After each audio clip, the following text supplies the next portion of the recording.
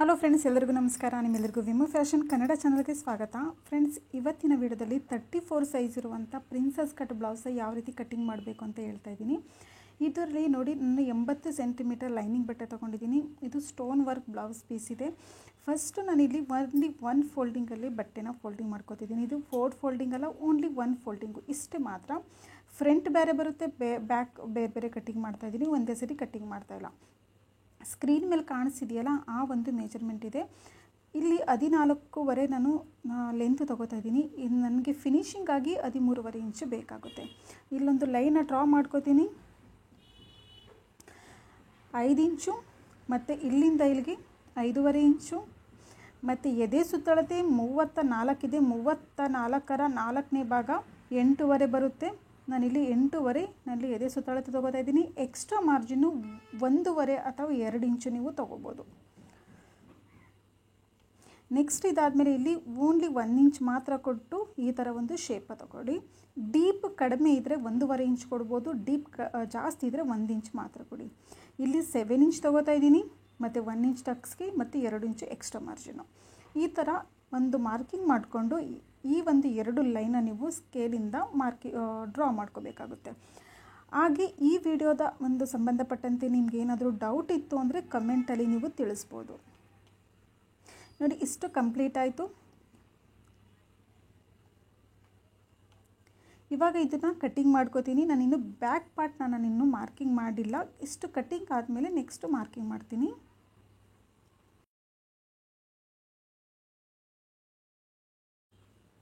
ನೋಡಿ, ಇವಾಗ ಇಲ್ಲಿಂದ ಇಲ್ಲಿಗೆ 3 ಇಂಚ್ ತೊಗೋತಾ ಇದ್ದೀನಿ.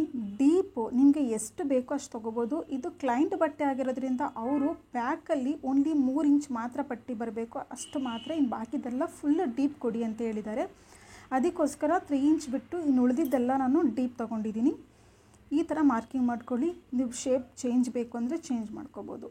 ಇಲ್ಲಿಂದ ಬ್ಯಾಕ್ ಟಕ್ಸ್ಗೆ 4.5 ಇಂಚು, ಮೇಲ್ಗಡೆಗೆ 4 ಇಂಚು, 2 ಕಡೆ ಸೈಡು 1/4 ಇಂಚ್ ತೊಗೊಂಡು ಈ ಥರ ಮಾರ್ಕಿಂಗ್ ಮಾಡ್ಕೋಬೇಕು. ಓಕೆನಾ? ಇಷ್ಟು ಕಂಪ್ಲೀಟ್ ಆಯಿತು. ನಾನಿಲ್ಲಿ ಬ್ಯಾಕ್ ಪಾರ್ಟ್ನ ಕಟ್ಟಿಂಗ್ ಮಾಡ್ತಿಲ್ಲ, ಫ್ರಂಟ್ಗೆ ಡ್ರಾ ಮಾಡ್ಕೊಂಡಾದ್ಮೇಲೆ ಕಟ್ಟಿಂಗ್ ಮಾಡ್ತೀನಿ. ಇವಾಗ ಉಳಿದಿರುವಂಥ ಫ್ಯಾಬ್ರಿಕ್ನಲ್ಲಿ ನನ್ನ ಕಡೆ ಸೈಡು ನಾನಿಲ್ಲಿ ಓಪನ್ ತೊಗೋತೀನಿ. ಈಗ ನಾನು ಕಟ್ಟಿಂಗ್ ಮಾಡ್ತಾಯಿದ್ದೀನಲ್ಲ, ನನ್ನ ಕಡೆ ಸೈಡು ಓಪನ್ ಇದೆ. ಈ ಥರ ನಾನು ಬಟ್ಟೆನ ಅಂದರೆ ಲೈನಿಂಗ್ ಪೀಸ್ನ ಇಟ್ಕೋತಾ ಇದ್ದೀನಿ. ಇದಾದಮೇಲೆ ನಂತರ ನಾವು ಬ್ಯಾಕ್ ಪಾರ್ಟ್ ಕಟ್ಟಿಂಗ್ ಮಾಡ್ಕೊಂಡಿರ್ತೀವಲ್ಲ, ಅದನ್ನು ಇದ್ರ ಮೇಲ್ಗಡೆ ಈ ಥರ ನೀವು ಇಟ್ಕೋಬೇಕಾಗುತ್ತೆ. ಮತ್ತು ಈ ಭಾಗದಲ್ಲಿ 1/4 ಇಂಚ್ ಮಾತ್ರ ನೀವು ಬಟ್ಟೆ ಬಿಡಬೇಕು. ಯಾಕೆಂದರೆ ಹುಕ್ ಪಟ್ಟಿ ಮತ್ತು ಕಾಚ್ ಪಟ್ಟಿ ಹೊಲಿಯೋದಕ್ಕೆ. ಮತ್ತು ಈ ಭಾಗದಲ್ಲಿ ಒಂದು ಸ್ವಲ್ಪ ಕೆಳಗಡೆ ಸೈಡ್ ತೊಗೋತಾ ಇದ್ದೀನಿ ನಾನು. ಏಕೆ ಅಂತ ಅಂದರೆ ಸೈಡಲ್ಲೂ ಕೂಡ ಸ್ವಲ್ಪ ಟಕ್ಸ್ಗೋಸ್ಕರ ಬಟ್ಟೆ ಬಿಡಬೇಕಾಗುತ್ತೆ. ಅದಕ್ಕೋಸ್ಕರ ಎಕ್ಸ್ಟ್ರಾ ಮಾರ್ಜಿನ್ ತೊಗೋಬೇಕಾಗುತ್ತೆ. ಈ ಭಾಗದಲ್ಲಿ 1 ಇಂಚ್ ಎಕ್ಸ್ಟ್ರಾ ತೊಗೋತಾ ಇದ್ದೀನಿ. ಕೆಳಗಡೆ ಸೈಡು ಓನ್ಲಿ 1 ಇಂಚ್ ಮಾತ್ರ ಎಕ್ಸ್ಟ್ರಾ ತೊಗೊಳ್ಳಿ. ಇಲ್ಲಿ ಈ ಥರ ಒಂದು ಡ್ರಾ ಮಾಡ್ಕೊಳ್ಳಿ. ಅದಾದಮೇಲೆ ಎಕ್ಸಾಕ್ಟ್ಲಿ ಒಂದು ಬ್ಯಾಕ್ ಪಾರ್ಟು ಯಾವ ಥರ ಇದೆಯೋ ಅದೇ ರೀತಿ ನೀವು ಡ್ರಾ ಮಾಡ್ಕೋಬೇಕಾಗುತ್ತೆ.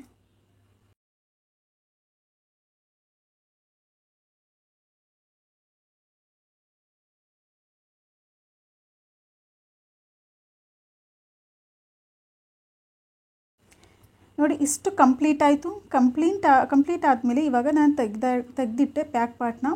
ಫ್ರಂಟಲ್ಲಿ ನನಗಿಲ್ಲಿ 7 ಇಂಚ್ ತೊಗೊಂಡಿದ್ದೀನಿ. 7.5 ಇದ್ರೂ ಓಕೆ ಅಂತ ಹೇಳಿದ್ದಾರೆ. ಫ್ರಂಟಲ್ಲಿ ನಾನೊಂದು ಸ್ವಲ್ಪ ಡಿಸೈನ್ ಆಗಿ ನಾನು ಮಾರ್ಕಿಂಗ್ ಮಾಡ್ತಾಯಿದ್ದೀನಿ. ನೀವು ಫ್ರಂಟಲ್ಲಾಗಿರ್ಬೋದು, ಬ್ಯಾಕಲ್ಲಾಗಿರ್ಬೋದು ಡಿಸೈನ್ ಮಾರ್ಕಿಂಗ್ ಮಾಡಬೇಕು ಅಂದರೆ ನಿಮಗೆ ಈ ಒಂದು ಟಿಪ್ಸು ಯೂಸ್ಫುಲ್ ಆಗುತ್ತೆ. ಸ್ಕಿಪ್ ಮಾಡ್ದೇನೆ ನೋಡಿ. ಇಲ್ಲಿಂದ ಮೇಲ್ಗಡೆಗೆ 3 ಇಂಚ್ ತೊಗೊಂಡೆ, ಮತ್ತು ಇಲ್ಲಿಂದ ಇಲ್ಲಿಗೆ 1/2 ಇಂಚು ಹೊರಗಡೆ ತೊಗೊಂಡಿದ್ದೀನಿ. ಅಂದರೆ ಲೈನಿಂದ ಹೊರಗಡೆ ಕದಂಗೆ 1/2 ಇಂಚ್ ತೊಗೊಂಡಿದ್ದೀನಿ. ಮತ್ತು ಈ ಒಂದು ಫ್ರೀ ಹ್ಯಾಂಡಿಂದ ಈ ಥರ ಒಂದು ಶೇಪ್ ಕೊಡಿ. ಅದಾದಮೇಲೆ ಇದನ್ನು ಈ ಥರ ಒಂದು ಶೇಪ್ ಕೊಡಿ. ತುಂಬ ಚೆನ್ನಾಗಿ ಕಾಣಿಸುತ್ತೆ. ತುಂಬ ಟ್ರೆಂಡಿಂಗಲ್ಲೂ ಕೂಡ ನಡೀತಾ ಇದೆ ಈ ಒಂದು ಡಿಸೈನು. ತುಂಬ ಲುಕ್ಕು ಕೂಡ, ತುಂಬ ಫಿನಿಶಿಂಗ್ ಆದಮೇಲೆ ಲುಕ್ಕು ಕೂಡ ತುಂಬ ಚೆನ್ನಾಗಿ ಕಾಣಿಸುತ್ತೆ. ಮಿಸ್ ಮಾಡದೆ ಟ್ರೈ ಮಾಡಿ. ಮತ್ತು ಮೇಲ್ಗಡೆ ಸೈಡು 1/2 ಇಂಚ್ ಎಕ್ಸ್ಟ್ರಾ ತೊಗೊಂಡಿದ್ದೀನಿ, ಮತ್ತು ಕೆಳಗಡೆ ಸೈಡು 2 ಇಂಚು ಎಕ್ಸ್ಟ್ರಾ ತೊಗೊಂಡಿದ್ದೀನಿ. ಈ ಥರ ತೊಗೊಂಡಾದಮೇಲೆ ಈ ಒಂದು 2 ಲೈನ ನೀವು ಡ್ರಾ ಮಾಡ್ಕೋಬೇಕು. ಓಕೆನಾ? ಓಕೆ, ಇವಾಗ ಔಟ್ಲೈನ್ ಫುಲ್ ಕಟ್ಟಿಂಗ್ ಮಾಡ್ಕೊಳ್ಳಿ.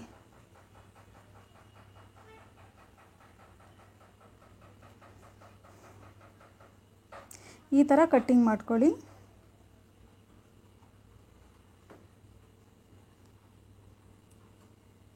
ಈ ಥರ ಕಟ್ಟಿಂಗ್ ಆದಮೇಲೆ ಇಲ್ಲಿಂದ ಇಲ್ಲಿಗೆ 4 ಇಂಚು ಮತ್ತು ಮೇಲ್ಗಡೆ ಭಾಗದಲ್ಲೂ ಕೂಡ ಈ ಥರ ಟಕ್ಸ್ ಪಾಯಿಂಟ್ನ 10 ಇಂಚ್ಗೆ ಮಾರ್ಕಿಂಗ್ ಮಾಡ್ಕೊಳ್ಳಿ. ನಿಮ್ಮದು ಟಕ್ಸ್ ಪಾಯಿಂಟ್ ಎಷ್ಟಿರುತ್ತೋ ಅಷ್ಟಿಗೆ ಈ ಥರ ಒಂದು ಲೈನ ಡ್ರಾ ಮಾಡ್ಕೊಳ್ಳಿ. ಇಲ್ಲಿಂದ ಇಲ್ಲಿಗೆ 1.25 ಇಂಚ್ ಕೊಟ್ಬಿಟ್ಟು ಈ ಥರ ಒಂದು ಶೇಪ್ ಕೊಡಿ ಮತ್ತು ಇದನ್ನು ಇಷ್ಟು ಥರ ಒಂದು ಶೇಪ್ ಕೊಡಿ. ಮತ್ತು ಬ್ಯಾಕ್ ಪಾರ್ಟ್ ಉಂಟಲ್ಲ ಅದನ್ನು ತೊಗೊಂಡು ಸೈಡ್ ಫಿಟ್ಟಿಂಗಲ್ಲಿ ಒಂದು ಉದ್ದ ತುಂಡ ಆಗಬಾರ್ದು. ಅದಕ್ಕೆ ಈ ಥರ 1 ಇಂಚು ನಾವು ಎಕ್ಸ್ಟ್ರಾ ತೊಗೊಂಡಿದ್ವಲ್ಲ ಅದನ್ನು ಮಾರ್ಕಿಂಗ್ ಮಾಡಿಬಿಟ್ಟು ಈ ಒಂದು 2 ಲೈನ ಡ್ರಾ ಮಾಡ್ಕೊಳ್ಳಿ. ಈ ಥರ ಒಂದು ಜಾಯಿಂಟ್ನ ಡ್ರಾ ಮಾಡ್ಕೋಬೇಕು. ಓಕೆನಾ? ಇಷ್ಟಾದಮೇಲೆ ಇವಾಗ ಕಟ್ಟಿಂಗ್ ಮಾಡ್ಕೊಳ್ಳಿ. ಇಲ್ಲಿ ಆರ್ಮೋಲ್ ಹತ್ರ ಒಂದು ಸ್ವಲ್ಪ ಅರ್ಧ ಇಂಚು ನೀವು ಶೇಪ್ನ ತೆಗಿಬೇಕು. ಅದಾದಮೇಲೆ ಇದನ್ನು ಹೀಗೆ ಶೇಪ್ ತೆಗೀರಿ.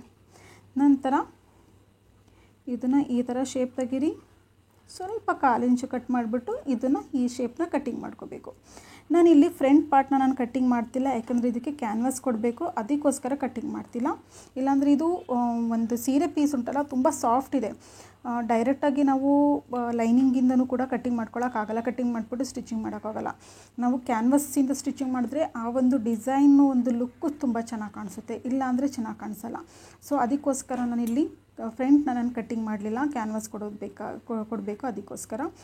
ಇವಾಗ ಈ ಒಂದು ಬ್ಲೌಸ್ ಉಂಟಲ್ಲ ಇದು ಸ್ಲೀವ್ಲೆಸ್ ಬ್ಲೌಸು, ಅದಕ್ಕೆ ಫ್ರಂಟು ಮತ್ತು ಬ್ಯಾಕು 2 ಮಾತ್ರ ನಾನು ನಿಮಗೆ ಹೇಳ್ಕೊಟ್ಟಿದ್ದೀನಿ. ಇದರಲ್ಲಿ ಸ್ಲೀವ್ಸ್ ಇಲ್ಲ. ನಿಮಗೆ ಇದರಲ್ಲಿ ಏನಾದರೂ ಡೌಟ್ ಇತ್ತು ಅಂತ ಅಂದರೆ ನೀವು ನನ್ನ ಕಮೆಂಟಲ್ಲಿ ತಿಳಿಸ್ಬೋದು. ಹಾಗೆ ನಿಮಗೆ ಬ್ಲೌಸ್ ಕಟ್ಟಿಂಗ್ ಫರ್ಮ ಬೇಕು ಇತ್ತು ಅಂತ ಅಂದರೆ ಈ ಒಂದು ಸ್ಕ್ರೀನ್ ಮೇಲೆ ಕಾಣಿಸ್ತಿದೆಯಲ್ಲ ಆ ನಂಬರ್ಗೆ ಫೋನ್ ಮಾಡಿಬಿಟ್ಟು ನೀವು ಫೋನ್ ಮಾಡೋಕ್ಕೆ ಹೋಗ್ಬಿಡಿ, ಮೆಸೇಜ್ ಮಾಡಿಬಿಟ್ಟು ಬ್ಲೌಸ್ ಕಟ್ಟಿಂಗ್ ಫರ್ಮನ್ನು ತೊಗೋಬೋದು. ಡೈರೆಕ್ಟಾಗಿ ಯಾವೊಂದು ಅಳತೆ ತೊಗೊಳ್ಳೋವಂಥ ಅವಶ್ಯಕತೆ ಇರಲ್ಲ ನಿಮಗೆ. ಡೈರೆಕ್ಟಾಗಿ ಒಂದು ಬ್ಲೌಸ್ ಪೀಸ್ ಮೇಲಿಟ್ಟು ನೀವು ಕಟ್ಟಿಂಗ್ ಮಾಡ್ಕೋಬೋದು. Thank you.